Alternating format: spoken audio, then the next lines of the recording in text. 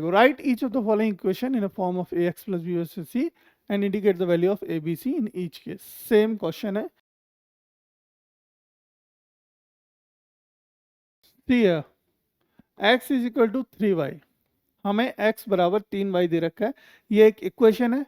Yes, this is the equation.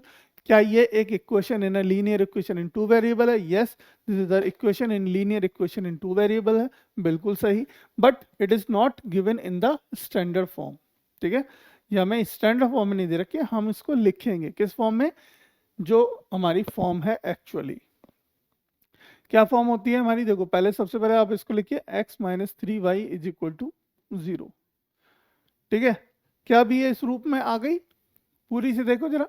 नहीं, देखो यहाँ पे x वाली टर्म है, y वाली टर्म है, बट कांस्टेंट c वाली टर्म नहीं है. राइट, c वाली टर्म नहीं है बेटा.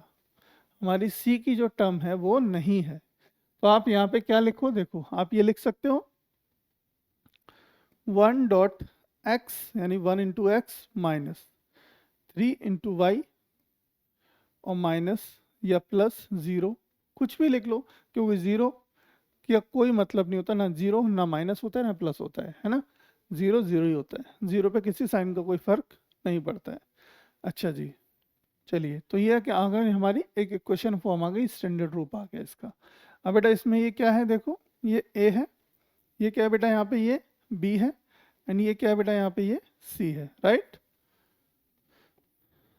You know that. It is clear ना?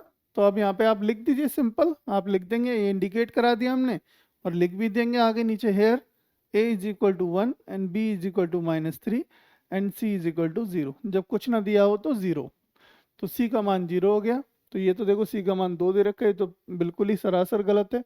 यहाँ पे a का मान 3 दे रखा है, ये भी गलत है. यहाँ a का मान 2 दे रखा है, ये भी गलत है. तो आंसर कौन सा सही है हमारा? a. तो टिक कर दो, a हमारा जो है बिल्कुल सही उत्तर होगा, a. तो A will be the right answer.